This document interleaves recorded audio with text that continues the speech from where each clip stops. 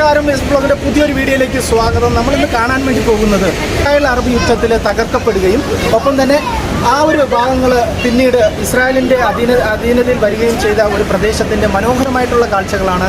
ഇത് സ്ഥിതി ചെയ്യുന്നത് ഇസ്രായേൽ ലെബനോൺ ബോർഡറിൽ സ്ഥിതി ചെയ്യുന്ന റോഷാനിക്കര എന്ന് പറയുന്ന റോഷാനിക്കര ഗ്രോട്ടോസിൻ്റെ ഉള്ള ഒരു മനോഹരമായിട്ടുള്ള ഒരു ഏരിയ ആണ്.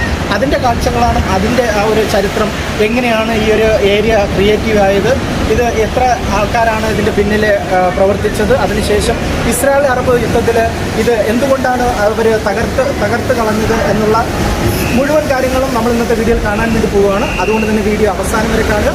ഒപ്പം തന്നെ ഞാൻ നിങ്ങളുമായിട്ട് ഷെയർ ചെയ്യുന്ന കാര്യങ്ങളിൽ നിങ്ങൾക്ക് എതിരഭിപ്രായമുണ്ടെങ്കിൽ തീർച്ചയായിട്ടും കമൻറ്റ് ചെയ്യുക. ഈ ഒരു വീഡിയോ നിങ്ങൾക്ക് ഇഷ്ടപ്പെടുകയാണെന്നുണ്ടെങ്കിൽ ലൈക്ക് ചെയ്ത് സപ്പോർട്ട് ചെയ്യുക. അപ്പോൾ ഏതായാലും നമുക്ക് സമയം കളയാനുണ്ട്, ആ വീഡിയോ എന്താണെന്നുള്ളത് കണ്ടിട്ട് വരാം.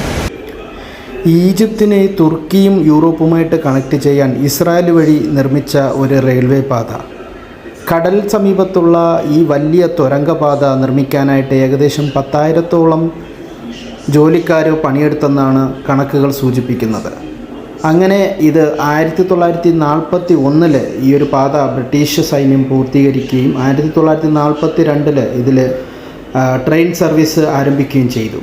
രണ്ടാം ലോക മഹായുദ്ധകാലത്ത് സൈനികരെ കൊണ്ടുപോകുന്നതിനും ഒപ്പം തന്നെ കോൺസെൻട്രേഷൻ ക്യാമ്പുകളിലേക്ക് ആൾക്കാരെ കൊണ്ടുപോകുന്നതിനും ഈ ഒരു പാത ഉപയോഗിച്ചതായിട്ട് ചരിത്രം പറയുന്നുണ്ട്.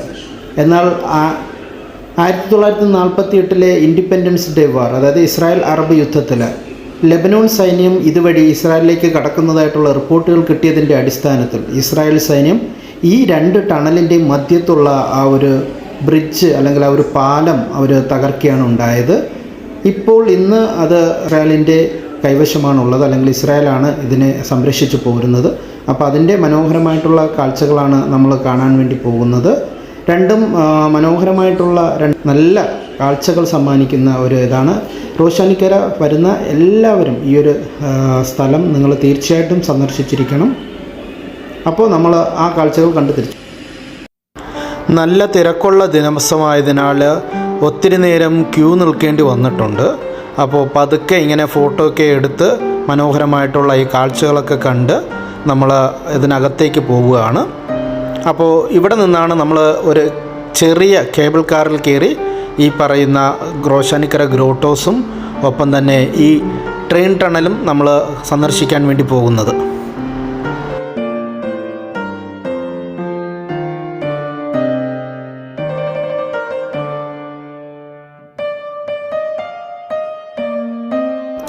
അങ്ങനെ ഞങ്ങളുടെ ഊഴമെത്തി. ഞങ്ങൾ 14 പേരാണ് ഈ ഒരു ചെറിയ കേബിൾ കാറിൽ പോകുന്നത്. ഇത് ലോകത്തിലെ തന്നെ ഏറ്റവും സ്റ്റെപ്പസ്റ്റ് ആയിട്ടുള്ള ഒരു കേബിൾ കാറാണ്. ഒരു 1.5 മിനിറ്റ് അല്ലെങ്കിൽ 2 മിനിറ്റ് ദൂരം മാത്രമേ ഈ കേബിൾ കാർ യാത്ര ഉണ്ടെങ്കിലും ഇതിൻ്റെ കാഴ്ചകൾ വലിയൊരു അനുഭവമാണ് നമുക്ക് സമ്മാനിക്കുന്നത്. അതായത് ഡയറക്റ്റ് നമ്മൾ ഒരു കടലിലേക്ക് ഇറങ്ങിപ്പോകുന്ന ആ ഒരു ഫീലാണ് ഇതിനകത്ത് നിൽക്കുമ്പോൾ നമുക്ക് തോന്നുന്നത്. എല്ലാവരും ഭയങ്കര എക്സൈറ്റ് ആയിരുന്നു. ഈ കേബിൾ കാറിനകത്ത് ആദ്യമായിട്ട് യാത്ര ചെയ്യുന്ന എല്ലാവർക്കും ഭയങ്കരമായിട്ടുള്ള ഒരു പുത്തൻ അനുഭവമാണ് സമ്മാനിക്കുന്നത്. പതുക്കെ ഇതൊരു താഴത്തെ സ്റ്റേഷനിൽ എത്തിയിട്ടുണ്ട്. കേബിൾ കാർ ഇറങ്ങിയിട്ട് നമ്മൾ പോകുന്നത് നേരെ ഇസ്രായേൽ ലെബനോൺ ബോർഡർ സ്ഥിതി ചെയ്യുന്ന അല്ലെങ്കിൽ ആ ഏരിയയിലുള്ള ആദ്യത്തെ ടണൽ കാണാൻ വേണ്ടിയിട്ടാണ്. അപ്പോൾ അങ്ങോട്ടാണ് നമ്മൾ പോയിക്കൊണ്ടിരിക്കുന്നത്. വീണ്ടും എൻ്റെ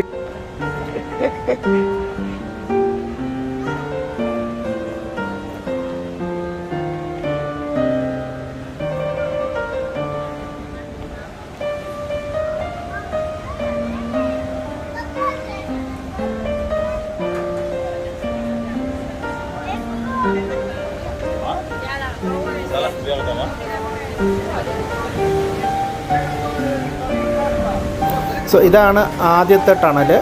ഈ കാണുന്ന ടോപ്പ് ഭാഗത്തിനപ്പുറത്ത് നമ്മുടെ ലെബനോൺ ഏരിയ ആണ്.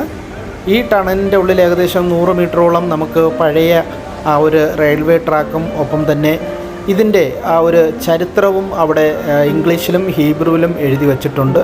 അതൊക്കെ നമുക്ക് വായിച്ച് മനസ്സിലാക്കുകയും ചെയ്യാം. ഒപ്പം തന്നെ അവിടെ ഒരു ഓഡിയോ വിഷ്വൽ സംവിധാനം ഏർപ്പെടുത്തിയിട്ടുണ്ട്.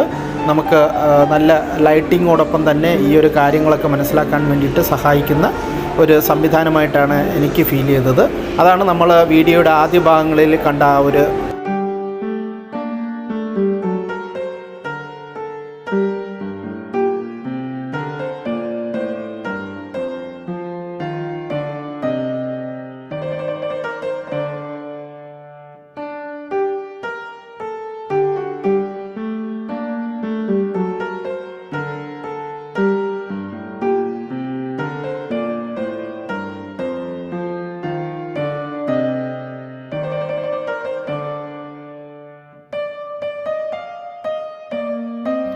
ഇവിടെ റോഷാനിക്കരയുടെ ചരിത്രവും ഒപ്പം ആ റെയിൽവേ ട്രാക്കിൻ്റെ ഹിസ്റ്ററിയൊക്കെ എല്ലാം തന്നെ വളരെ വ്യക്തമായിട്ട് ആലേഖനം ചെയ്തിട്ടുണ്ട്.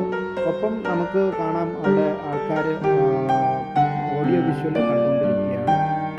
അവിടെ ആ കാണുന്ന ചുമരിനപ്പുറത്താണ് ലെബനോൺ ബോർഡർ നമുക്ക് കാണാൻ വേണ്ടിയിട്ട് സാധിക്കുന്നത്.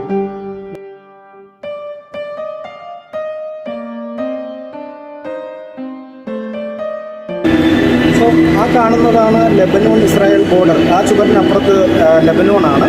ഇനി നമ്മൾ കാണാൻ വേണ്ടി പോകുന്നത് ഈ ഒരു ഇൻഡിപെൻഡൻസ് ഡേ വാറിൽ അവർ തകർത്ത ആ ഒരു റെയിൽവേ ട്രാക്കിൻ്റെ ഇപ്പോൾ അവശേഷിക്കുന്ന ഭാഗങ്ങളും ഒപ്പോഴും ആ ബ്രിഡ്ജിൻ്റെ ഇസ്രായേൽ ആർമി തകർത്ത ആ ഒരു ബ്രിഡ്ജിൻ്റെ ഭാഗങ്ങളുമാണ് നമ്മളിന്ന് കാണാൻ വേണ്ടി പോകുന്നത്.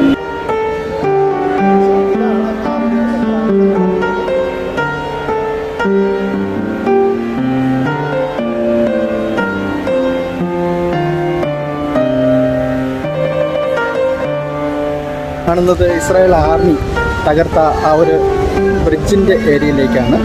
സോ അത് ഈ ഒരു പോർഷനിൽ വെച്ചിട്ടാണ് അവർ തകർത്തിരിക്കുന്നത്.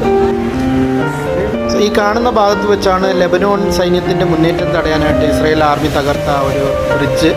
ഇപ്പോൾ ഇത് പുതുക്കി പണിത് യാത്രക്കാർക്ക് വേണ്ടിയിട്ട് ഇത്തരത്തിൽ നല്ലൊരു രീതിയിൽ അറേഞ്ച് ചെയ്തിരിക്കുകയാണ്.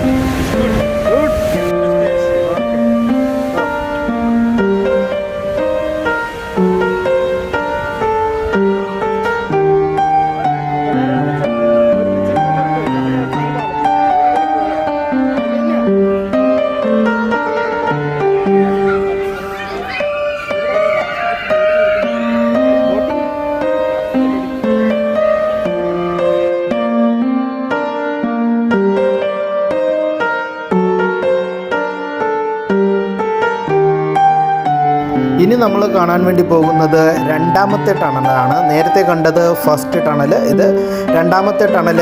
ഇവിടെ നിന്ന് ഹൈഫ വഴി ട്രൈപ്പോളി എന്നിട്ട് യൂറോപ്പിലേക്ക് ആൾക്കാരെ കൊണ്ടുപോകുന്നതായിരുന്നു ഈ ഒരു റൂട്ട്. അപ്പോൾ രണ്ടാമത്തെ ടണലിൻ്റെ കാഴ്ചകളാണ്. ഇതിൻ്റെ എൻട്രൻസിൽ മനോഹരമായിട്ടുള്ള റോഷാനിക്കരയുടെ മനോഹരമായിട്ടുള്ള ചിത്രങ്ങൾ ആലേഖനം ചെയ്തിട്ടുണ്ട്. ഒപ്പം തന്നെ നമ്മൾ ഇതിൻ്റെ എക്സിറ്റ് ഭാഗത്തിൽ എത്തിയതിന് ശേഷം നമുക്ക് ആ ഒരു റൂട്ട് വളരെ മനോഹരമായിട്ട് കാണാൻ വേണ്ടിയിട്ട് സാധിക്കും. അപ്പോൾ നമുക്ക് ഏതായാലും ആ കാഴ്ചകൾ ഒന്ന് പതിയെ നടന്ന് കണ്ടിട്ട് വരാം.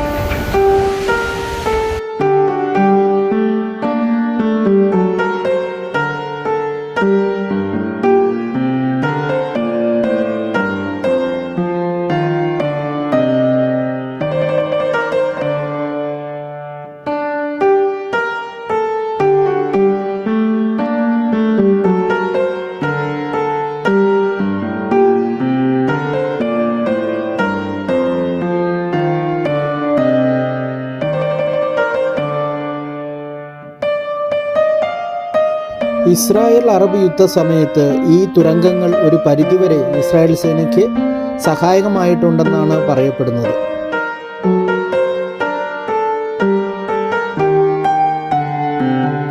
അങ്ങനെ നമ്മൾ രണ്ടാമത്തെ തുരങ്കത്തിൻ്റെ ആ ഒരു എക്സിറ്റ് ഭാഗത്തോട്ട് എത്താറായിട്ടുണ്ട്. ഇവിടെ നമുക്കിപ്പോൾ കുറച്ച് ഭാഗങ്ങൾ, ആ റെയിൽവേ ട്രാക്കിൻ്റെ കുറച്ച് ഭാഗങ്ങൾ ഇപ്പോൾ ഇവിടെ കാണാൻ വേണ്ടിയിട്ട് സാധിക്കുന്നുണ്ട്. സോ ഈ ഒരു എക്സിറ്റിൻ്റെ അപ്പുറത്ത് ഹൈഫയുമായിട്ട് കണക്റ്റ് ചെയ്ത് ട്രൈപ്പോളി വഴി യൂറോപ്പിലേക്ക് ആണ് ഈ ഒരു റൂട്ട് അവർ അറേഞ്ച് ചെയ്തിരുന്നത്. ഇവിടെ സെക്യൂരിറ്റി ഇരിപ്പുണ്ട്. നമുക്ക് പുറത്ത് പോകാൻ വേണ്ടിയിട്ടുള്ള പെർമിഷൻ ഉണ്ടോ എന്നറിയത്തില്ല. ഏതായാലും നമുക്കൊന്ന് ചോദിച്ച് നോക്കിയിട്ട് എങ്ങനെയാണെന്ന് നോക്കാം. നമുക്ക് ആ ഒരു റൂട്ട് കാണാൻ വേണ്ടിയിട്ട് സാധിക്കുമല്ലോ എന്നുള്ളത് നമുക്കൊന്ന് ട്രൈ ചെയ്യാം.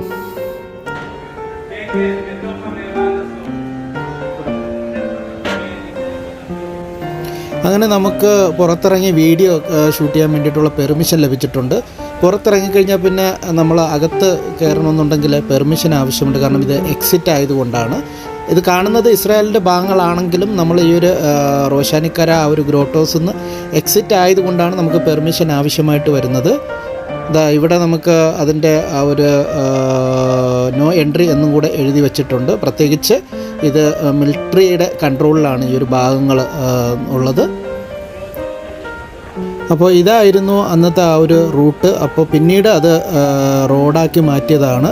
ഇവിടുത്തെ ടൂറിസ്റ്റുകളെ കൂടുതൽ കൊണ്ടുവരാൻ വേണ്ടിയിട്ട് ആ കണ്ണത്താ ദൂരത്തുള്ള ആ ഒരു റൂട്ടിൽ നിന്ന് ഇതുവരെ നമുക്ക് നമ്മുടെ സ്വന്തം കാറിലോട്ട് യാത്ര ചെയ്ത് വരാൻ വേണ്ടിയിട്ട് സാധിക്കുന്ന രീതിയിലേക്ക് പിന്നീട് അവർ റോഡാക്കി മാറ്റിയതാണ് ഈ ഭാഗങ്ങൾ.